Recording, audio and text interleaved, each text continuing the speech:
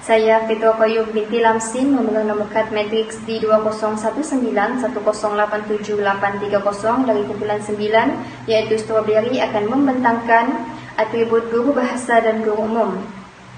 Semasa melakukan wawancara insan guru profesional bersama guru bahasa kami, iaitu Puan Abdurrani binti Hamzah, atribut yang dikenal pasti adalah kreatif dan inovatif. Semasa melangsungkan wawancara insan guru profesional ini, guru bahasa menjawab soalan-soalan dengan penuh teliti dan juga kreatif. Guru bahasa juga merupakan seorang yang berfikiran terbuka. Hal ini kerana semasa berlangsungnya wawancara tersebut, guru bahasa sempat berkongsi beberapa pengalaman beliau sepanjang menjadi guru profesional dalam menghadapi beberapa situasi yang tidak dijangkakan. Seterusnya, bagi guru umum pula, kami telah melakukan wawancara insan guru profesional bersama Ustazah Hajah Mazna binti Mukhtar, iaitu seorang guru pendidikan Islam. Berdasarkan wawancara tersebut, atribut yang dapat kami simpulkan adalah penyayang. Tutur kata guru umum yang lemah lembut itu menunjukkan lagi bahawa beliau merupakan seorang guru yang baik hati. Jawapan-jawapan yang diberikan daripada soalan-soalan tersebut sentiasa diakhiri dengan nasihat-nasihat yang membina kepada kami.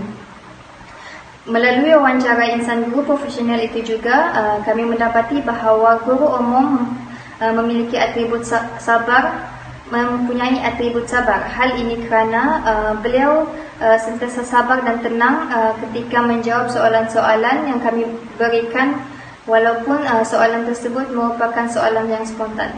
Sekian daripada saya. Assalamualaikum warahmatullahi wabarakatuh dan salam sejahtera. Nama diberi Nurul Alia Nabilah binti Abdul Kahar bernombor matriks D201910878801 dari kumpulan 9, iaitu kumpulan Strawberry, akan meneruskan pembentangan.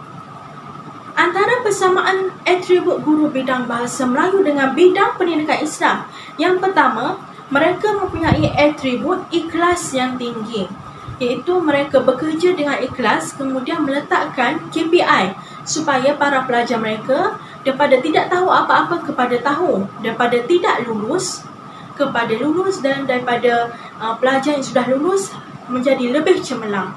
Mereka menganggap bahawa tugas mengajar ini salah satu sedekah jariah di dunia sehinggalah ke alam sana. Yang kedua, persamaan antara guru bidang bahasa Melayu dengan bidang pendidikan Islam, dalam melaksanakan tugas mereka ada sifat, iaitu atribut yang rajin. Contohnya, mereka tidak sesekali menolak kerja yang diberi khususnya oleh para pentadbir. Konsep yang mereka gunakan adalah cuba buat terlebih dahulu semampu yang mereka boleh, walaupun hasilnya tidak seberapa sempurna seperti guru-guru lain. Baiklah, antara perbezaan antara atribut guru bidang bahasa Melayu dengan bidang pendidikan Islam, yang pertama dari segi pengetahuan dan yang kedua adalah dari segi pengajaran mereka. Dari segi pengetahuan, guru bidang bahasa Melayu juga perlu bersedia dengan pengetahuan yang meluas dalam tata bahasa, kosakata, perbendaharaan kata dan juga bahasa lain, dan juga menguasai bahasa lain seperti bahasa Inggeris. Kemudian manakala guru bidang pendidikan Islam, mereka mempunyai pengetahuan sepanjang hayat. Hal ini kerana guru dalam bidang ini selalunya dijadikan tempat rujukan kepada masyarakat sekeliling juga, khususnya untuk bertanyakan berkenaan agama Islam. Yang kedua, perbezaan adalah dari segi pengajaran.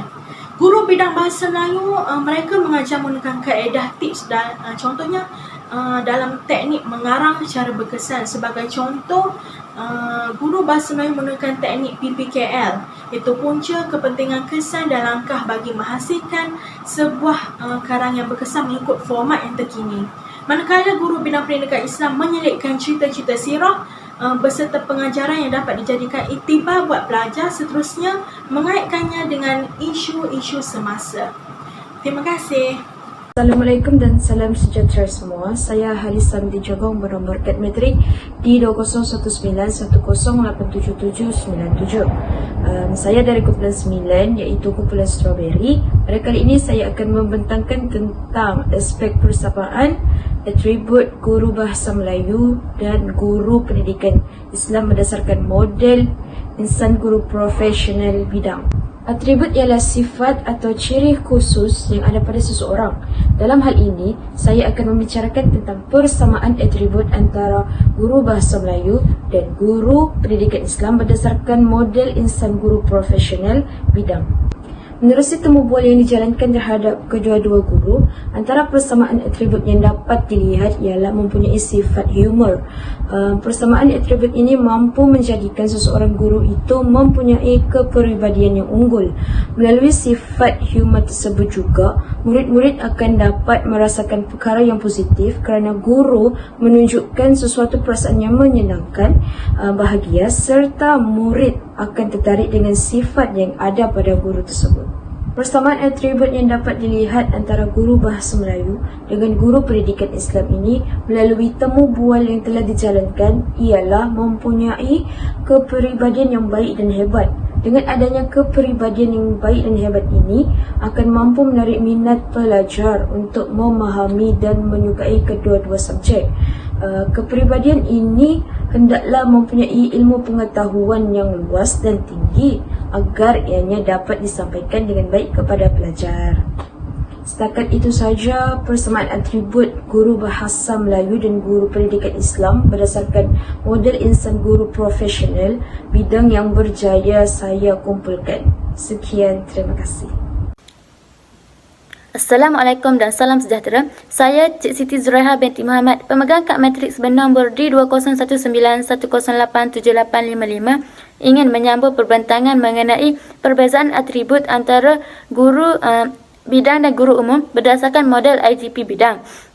Baiklah, melalui wawancara yang telah dijalankan, perbezaan atribut antara kedua-dua guru tersebut ialah dari segi kaedah pengajaran. Guru bahasa Melayu menggunakan kaedah pengajaran yang menarik untuk tarik minat pelajar supaya lebih memahami bahasa Melayu. Beliau juga menggalakkan pelajar melakukan aktiviti berkumpulan dengan menyediakan aktiviti-aktiviti yang menarik. Manakala guru pendidikan Islam pula menggunakan kaedah pengajaran secara santai dan tenang. Beliau menyuruh pelajar menyalin nota terlebih dahulu, kemudian mereka diminta mencari isi-isi penting mengenai nota tersebut. Seterusnya mereka akan mula di soal jawab. Bagi pelajar yang dapat menjawab soalan yang diberikan, mereka akan diberikan upah ataupun ganjaran sebagai menghargai usaha mereka.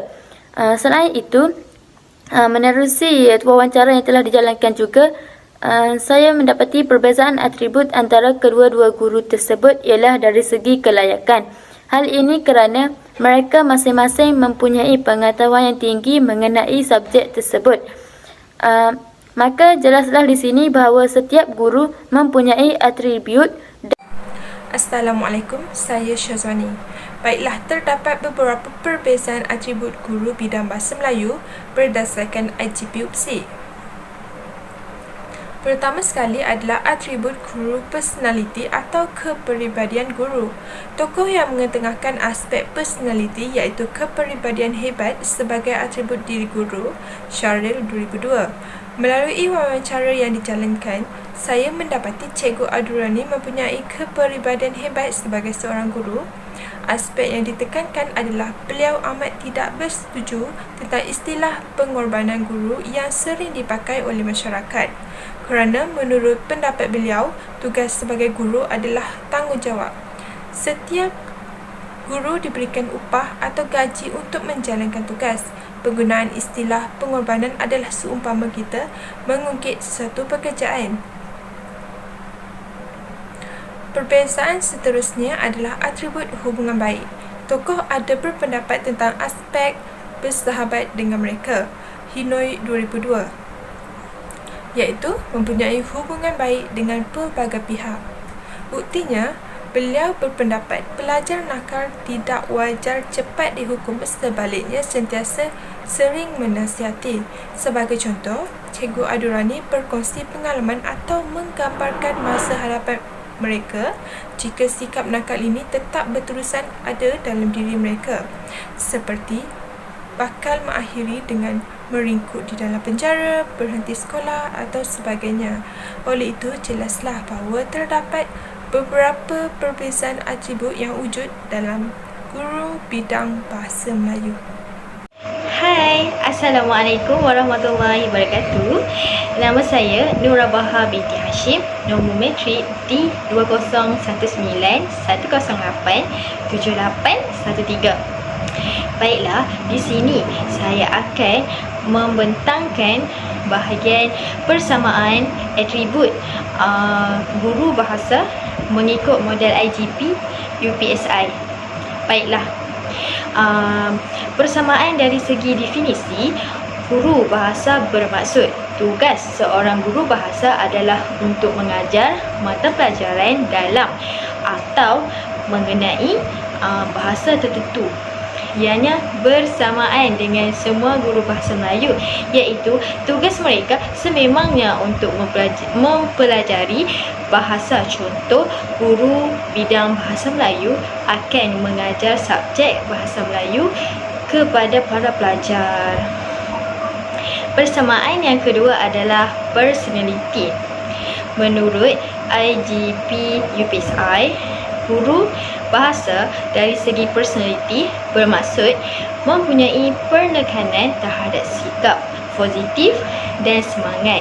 Ianya sejajar dengan sikap yang dimiliki oleh Cikgu Doraini yang mempunyai semangat yang tinggi untuk mengajar suatu subjek kepada para pelajar.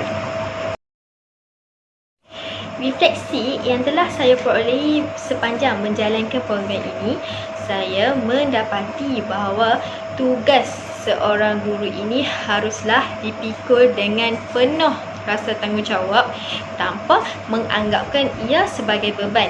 Hal ini kerana tugas menjadi seorang pendidik ini adalah sebenarnya satu tanggungjawab yang telah diamanahkan sejak mereka digelar pendidik untuk mendidik anak bangsa menjadi lebih berwawasan, berpendidikan dan maju jaya. Baiklah, melalui wawancara ini, apa yang saya dapat perhatikan adalah setiap guru mempunyai personaliti masing-masing. Jadi, mereka mempunyai atribut yang tersendiri dalam mendidik pelajar mereka dengan cara yang tersendiri. Dan oleh itu, saya simpulkan bahawa guru memerlukan antara satu sama lain dalam melengkapkan setiap elemen atribut yang perlu ada dalam diri seorang guru. Dan melalui cara ini, para guru mampu melahirkan insan dan generasi yang hebat di masa akan datang.